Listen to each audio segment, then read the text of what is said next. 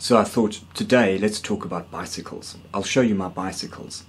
This is my mountain bike, and this is where I do this. In my head it feels like this, but really it's this. This is my road bike. That's where I do this. That's not me having the crash, that's my buddy Tom.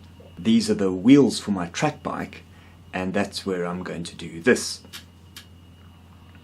Then I've got my commuter bike, that's where I do this. I have my winter bike, that's where I do this. And then I've got my watt bike, and that's where I do this. And generally in the winter I'm spending around 10 hours a week doing this. So obviously it helps to have a good sound system. And I'll show you my prize money from 2014. I worked out that I rode racing and training around 10,000 miles. So if you take that prize money, that's about half a p a mile, I think. And I told that to Petr Cech, and he said, well, that's easy. All you've got to do to become a professional now is ride 1 million miles a year and you'll be fine. But it does kind of beg the question, what is a 43-year-old doing spending 10 hours a week sitting on a watt bike? And that's a question about motivation.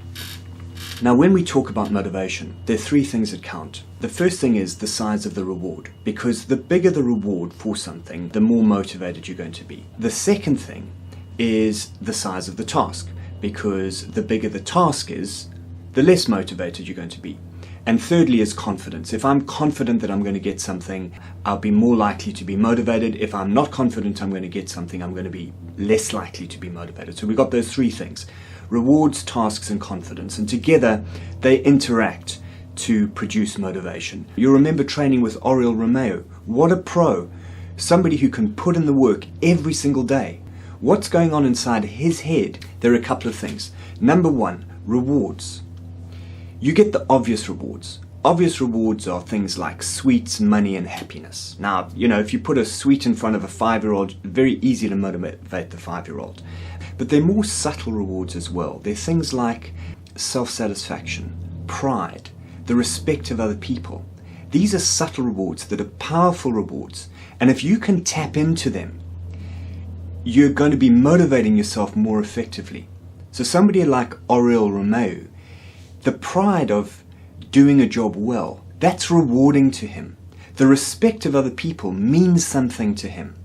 So Oriol is actually tapping into a larger source of rewards than the average player. That's part of why he's more motivated. The second thing about rewards is that some rewards exist in the future. But some people can see into the future. Oriol Romeu can see into the future. He knows that the work he does now, that when he's going for that 50-50 challenge in training, when he's taking that extra step in training, he's doing it because he can see the reward in the future. And not everybody can do that. For some people, the future gets misty very quickly. And I don't want to be that guy.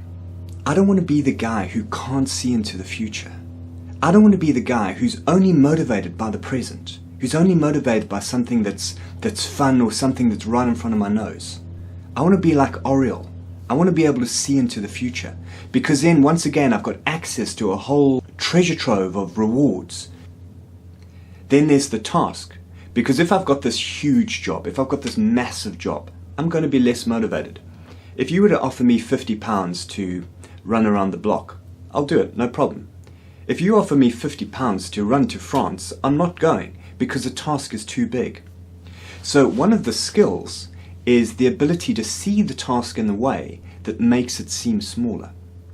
So once again, amongst a group of footballers in a squad, some of the footballers can see the training that they have to do. Some of them can see the work that they have to do in a match in a way that makes it appear smaller than it is for the other people in the squad.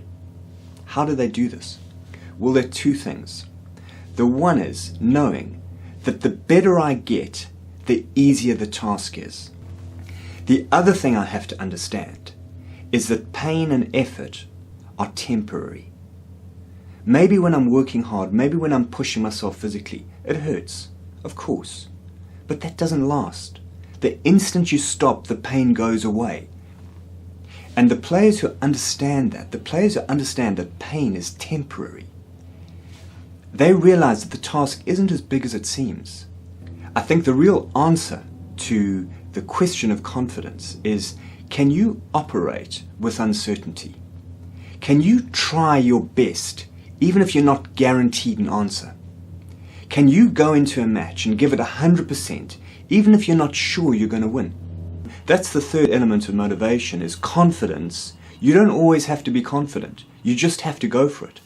As you're walking out, look at the players around you and ask yourself, which of these players are more motivated than others? They can see rewards that the others can't see. They can break down the task in a way that the others can't do. And they can cope with uncertainty in a way that others can't.